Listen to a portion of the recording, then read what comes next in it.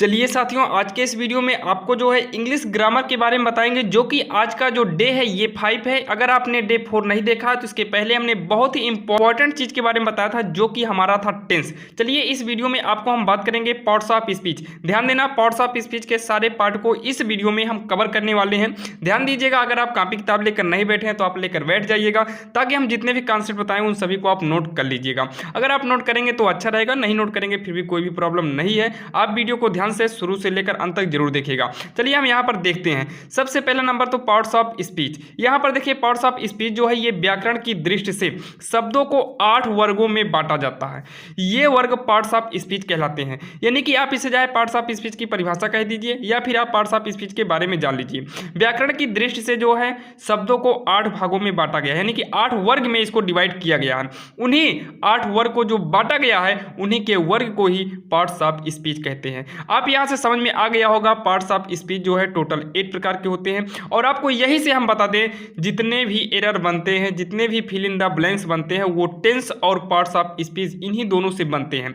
अगर ये दोनों आपको आ गया तो इसके अलावा आपको कुछ भी नहीं पढ़ना है। बस याद रखिएगा, पार्ट्स ऑफ स्पीच में एक नहीं बहुत समय लगता है पार्ट्स ऑफ स्पीच को पढ़ने का। तो हम इस वीडियो में सारे पार्ट्स के बारे में क्लियर कर देंगे और उसकी गहराई के बारे में हम डेली आपको इसके जो 8 पार्ट हैं, टोटल 8 वीडियो बना के आपको देंगे। अगर आप 8 वीडियो, ये एक वीडियो और वो 8 वीडियो आप देख लिए तो जान लीजिए कि आपकी आधा ग्रामर समाप्त हो जाएगा। चलिए यहाँ पर देखते हैं पार्ट्स ऑफ स्पीच के बारे में। तो पार्ट्स ऑफ स्पीच जो है ये 8 प्रकार का होता है। There are 8 parts of speech, यानी कि नंबर 1 होता है नाउन, दूसरा होता है प्रोनाउन, तीसरा होता है वर्ब, चौथा होता है एडवर्ब, पांचवा होगा एडजेक्टिव और छठवां होगा प्रीपोजिशन, कंजक्शन और आठवां होगा इंटरजेक्शन। अब यहाँ पर देखिए टोटल 8 है। 8 के नाम जो है आपके सामने है, अगर आप लिखना चाहें तो लिख सकते हैं। चलिए यहाँ पर देखते हैं पारी पारी सभी के बारे में देखते हैं। अब आपको दिक्कत होगी नाउन माने क्या होता है, तो नाउन माने होता है संज्ञा। अभी हम आपको जैसे जैसे परिभाषा बताएंगे वैसे वैसे सबकी हिंदी भी बताते चलेंगे। यहाँ पर देखिए नंबर 1 जो है नाउन है। नाउन बोलते हैं संज्ञा। और ध्यान देना, हम जो है हिंदी मीडियम और इंग्लिश मीडियम दोनों बच्चों के लिए हम इसे बनाए हैं, ताकि अगर आप हिंदी मीडियम से है तो हिंदी वाला नोट कर लीजिए, अगर आप इंग्लिश मीडियम से है तो आप इंग्लिश वाला नोट कर लीजिए। अगर आप हिंदी मीडियम में है और इंग्लिश वाला नोट करना चाहते हैं तो कर सकते हैं, क्योंकि हिंदी मीडियम के छात्र भी अंग्रेजी में पढ़ते हैं। यहां पर देखिए नाउन जो है ये संज्ञा है। Noun is the name of person, place और थिंग्स। यहां से आपको कुछ समझ में नहीं आया होगा अगर आप हिंदी मीडियम से हैं तब। तो ध्यान से देखिएगा, किसी व्यक्ति, स्थान या वस्तु के नाम, किसी व्यक्ति, स्थान हो, वस्तु के नाम को नाउन कहते हैं। यानी कि किसी भी व्यक्ति का नाम हो, कोई भी स्थान हो, कोई भी वस्तु हो। यानी कि आप अपने घर के बाहर निकलिए, छत पे चढ़ जाइए, आरी बगल के जितने भी माहौल में जो भी आपको दिखाई दे, जो छोटे बड़े घर, कण, पेड़ पौधे, जो भी चीज़ दिखाई दे, सारी की सारी चीज़ें नाउन हैं। जिसको हम छू सकते हैं, देख सकते हैं, सारी की सारी चीज़ नाउन है। आप जिस मोबाइल से पढ़ रहे हैं, जो पेन आपको दिखाई दे रही है, ये सारी की सारी चीज़ नाउन ही है। चलिए हम आगे देखते हैं आखिर नाउन के भी कितने प्रकार होते हैं। चलिए यहाँ पर आगे देखते हैं। अब यहाँ पर देखिए आगे देखते हैं आखिर नाउन को हम पहचानेंगे कैसे। तो ध्यान दीजिए, नाउन को हम कैसे पहचानेंगे। यहाँ पर आपको एग्जांपल लिखे हुई है, आपको ऐसे सेंटेंस मिलेगा और आपको ये कहा जाएगा कि इसमें आप नाउन को पहचान के लिखिए और ये बताइए कि ये कौन सा नाउन है। तो यहाँ पर ध्यान देना, इस वीडियो में आपको हम सिंपल नाउन के बारे में बताएंगे। नाउन के पार्ट के बारे में आपको नेक्स्ट वीडियो में दे देंगे, जो कि आपको डिस्क्रिप्शन में लिंक जरूर देंगे। यहाँ पर देखिए, जैसे सुमन लिव्स इन मीरुट। मीरुट जो है ये कोई गांव का नाम है, तो गांव का नाम यानी कि स्थान का नाम हुआ, तब ये हो गया क्या, नाउन हो गया। इसलिए हम देखिए ना, पेन चेंज करके लिखे हैं। यहाँ पर देखिए सुमन किसी व्यक्ति का नाम है, इसलिए ये जो सुमन है ये हो गया नाउन।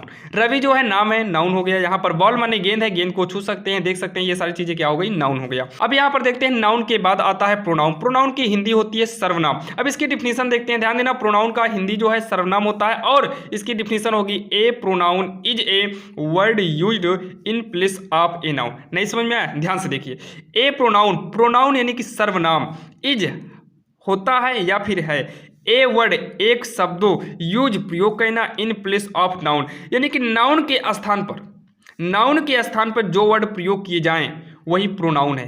कैसे? ध्यान से देखिए, ये लिखा है ना, जो शब्द संज्ञा के स्थान पर प्रयोग में लाया जाता है उसे प्रोनाउन कहते हैं। अब कैसे कहेंगे? अब यहाँ पर ध्यान से देखिए, हम पहले वाले में जो हमारा नाउन था, यहाँ पर कोई नाम था, ये नाउन हुआ। क्यों? क्योंकि यहाँ पर कोई नाम था। अगर इसी नाम के स्थान पर हम कुछ और प्रयोग करें, जैसे यहाँ पर देखिए ना, दिया Ravi has a nice ball, यानी कि रवि के पास एक अच्छी गेंद है।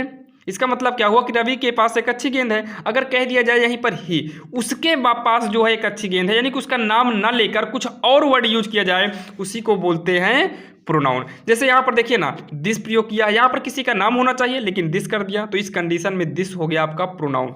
यहाँ पर देखिए सी इज ए गुड गर्ल, यहाँ पर हम कर सकते थे Sita is a good girl, Mohini is a good girl, लेकिन मोहिनी सीता के स्थान पर हम सी प्रयोग कर दिए हैं, यानी कि सब्जेक्ट, यानी कि यहाँ पर नाम होना चाहिए, इसके स्थान पे हम कुछ और यूज किए हैं, तो यही हो जाता है हमारा प्रोनाउन। यहाँ पर देखिए हर जो है ये भी प्रोनाउन है, आप इसके बारे में समझ गए होंगे। पूरा डिटेल वीडियो आपको डिस्क्रिप्शन में मिल जाएगा, वहाँ से आप पूरा डिटेल में देख सकते हैं। चलिए हम आगे देखते हैं क्या, एडजेक्टिव। तीसरा नंबर आता है एडजेक्टिव। एडजेक्टिव के हिंदी से ही आपको पता चल गया होगा एडजेक्टिव आखिर है क्या। एडजेक्टिव माने होता है विशेषण, यानी कि ये किसी की विशेषता बताए तब होता है एडजेक्टिव। जैसे कहा जाए कि वह गोरा है, तो उसकी विशेषता क्या है, गोरा, तो गोरा की अंग्रेजी जो होगी वही हो जाएगा एडजेक्टिव। जैसे कहा जाए वह सफ़ेद है, तो वह सफ़ेद यानी कि उसकी विशेषता क्या है, व्हाइट, यानी कि सफ़ेद है, तो व्हाइट आपका क्या हो जाएगा, एडजेक्टिव हो जाएगा। यहाँ पर देखिए डिफिनीशन देखते हैं। An adjective is a word which qualifies a noun और प्रोनाउन। जो शब्द किसी संज्ञा या सर्वनाम, या फिर कह सकते हैं जो शब्द किसी नाउन या प्रोनाउन की विशेषता बताता है उसे एडजेक्टिव कहते हैं। जैसे दिस इज व्हाइट काउ, तो काउ क्या था, हमारा नाउन था, क्योंकि हम काउ को छू सकते हैं, देख सकते हैं। गाय हमारी क्या होगी, नाउन होगी।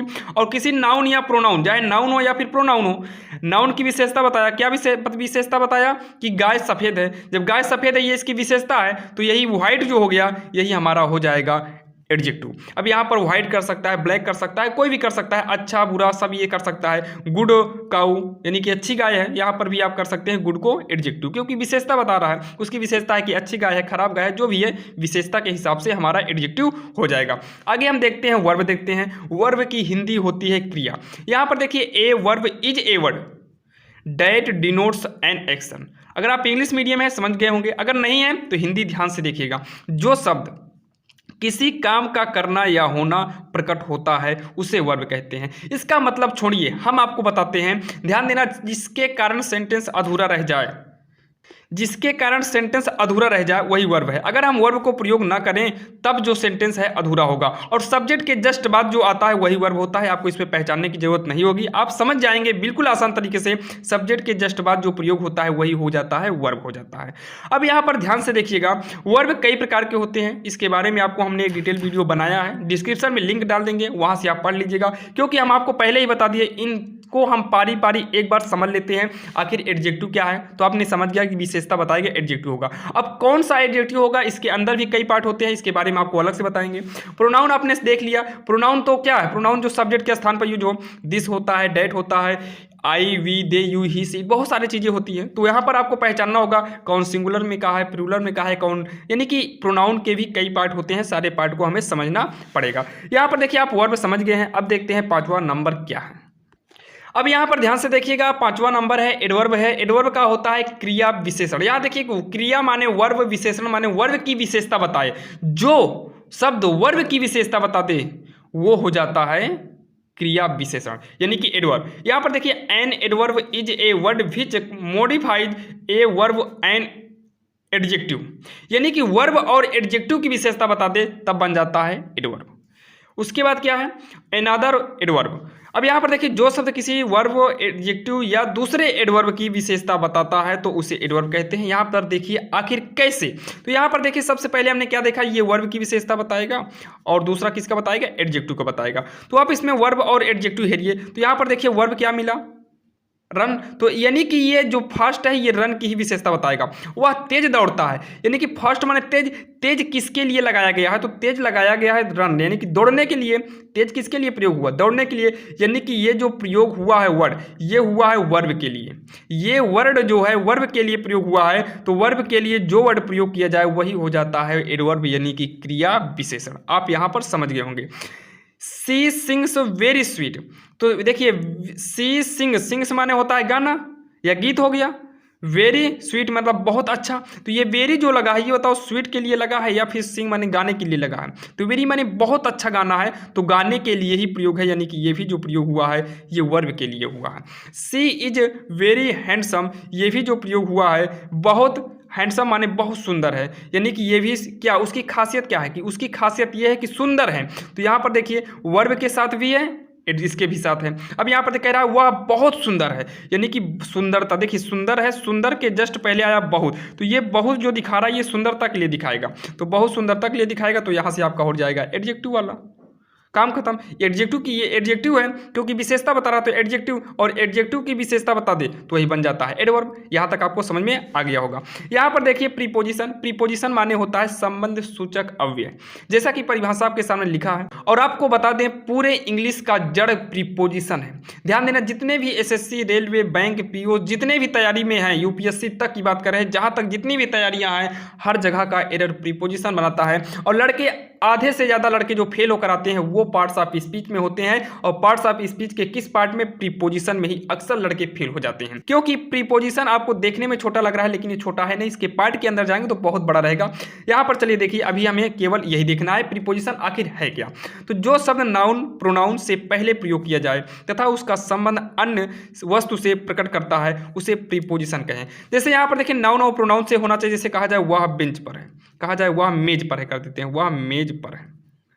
तो मेज पर है कौन, वह है, तो इसका संपर्क इससे वह है, पर से है, तो पर का जो प्रयोग होगा वो हो गया हमारा प्रीपोजिशन, यानी कि ऑन माने पर तो ऑन हो गया प्रीपोजिशन। जैसे the pen is on the table, तो ऑन माने पर किस पर है, टेबल है, यानी कि ऑन का जो संपर्क बन रहा है वो टेबल से बन रहा है, यानी कि टेबल का जो संपर्क बन रहा है पेन से बन रहा है। जब ऐसा कंडीशन आए तब आप समझ जाइए ये प्रीपोजिशन है, या फिर ऑन, इन, ये सारी चीज़ें प्रीपोजिशन होती हैं। चलिए हम और भी देखते हैं आगे क्या है।